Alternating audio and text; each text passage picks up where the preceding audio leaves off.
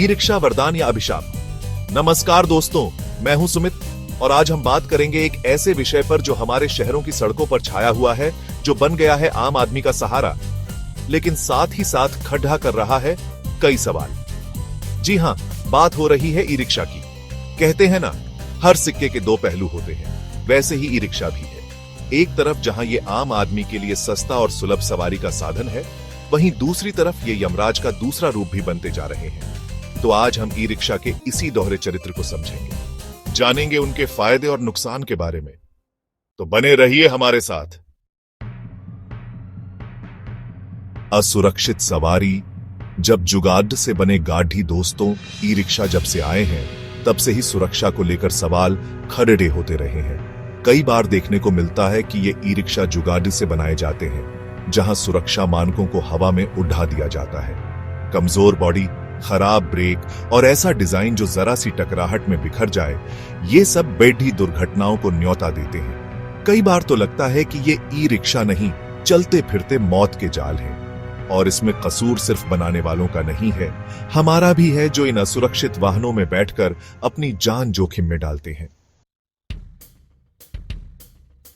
बिना लाइसेंस, बिना नियम जब चालक बन जाते हैं खिलाड़ी दोस्तों, गाड़ी चलाना कोई खेल नहीं है, ये एक जिम्मेदारी है।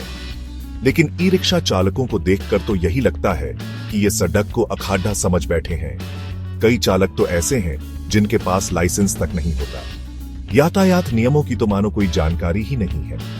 रेड लाइट क्रॉस करना, गलत साइड ओवरटेक करना, ये तो इनके लिए आम बात है। और फिर होती हैं दुर्घटनाएं, लोगों की जान जाती है। लेकिन फिर भी न तो चालकों को कोई फर्क पड़ देता है, न ही प्रशासन कोई कार्रवाई करता है।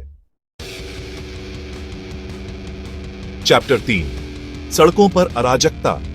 जब ई रिक्शा बन जाते हैं जाम का कारण दोस्तों, ई रिक्शा की बढ़ती संख्या ने शहरों में यातायात जाम की समस्या को और भी बढ़ा दिया है।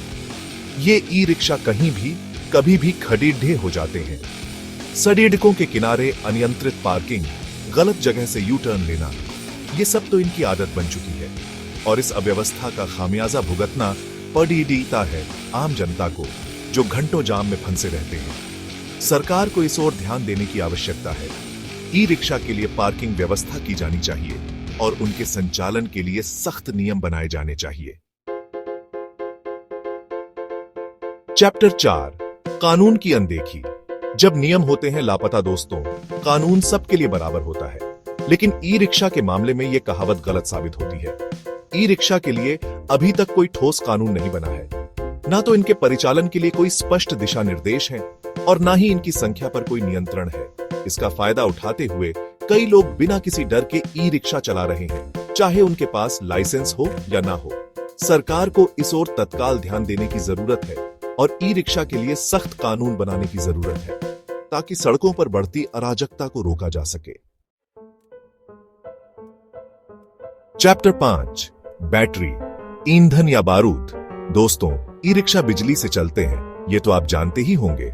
लेकिन क्या आप जानते हैं कि इन ई रिक्शा में लगने वाली बैटरियां कितनी खतरनाक हो सकती हैं? कई बार सस्ती और घटिया क्वालिटी की बैटरियों का इस्तेमाल किया जाता है, जिनमें आग लगने का खतरा बना रहता है। और अगर एक बार आग लग गई तो फिर उसे बुझाना मुश्किल हो जाता है, क्योंकि इन बैटरियों में लगने वाली आग को बुझाने के लिए विशेष प्रकार के उपकरणों की जरूरत होती है। इसके अलावा इन बैटरियों को चार्ज करने के लिए भी उचित व्यवस्था नहीं होती। कई बार लोग घरों में ही इन बैटरियों को चार्ज करते हैं, जिससे शॉर्ट सर्किट और आग लगने का खतरा बना रहता है। उतरो ई रिक्शा, समस्या और समाधान। तो दोस्तों, ये थी ई रिक्शा की कहानी। एक ऐसा साधन जो वरदान भी बन सकता है और अभिशाप भी। यह कहना गलत नहीं होगा कि ई रिक्शा ने शहरी परिवहन में क्रांति ला दी है, लेकिन साथ ही साथ इसके कारण कई नई समस्याएं भी उत्पन्न हुई हैं। ई रिक्शा को यमराज का दूसरा रूप कहना भले ही अतिशयोक्ति हो, लेकिन यह एक गंभीर समस्या जरूर है, जिसे तत्काल संबोधित करने की आवश्यकता है। सरकार, प्रशासन और आम जनता सभी को मिलकर इस दिशा में काम करने की जरूरत है, ताकि ई रिक्शा को सुरक्षित और कुशल बनाया जा सके और यह वास्तव में आम आदमी के लिए वरदान साबित हो।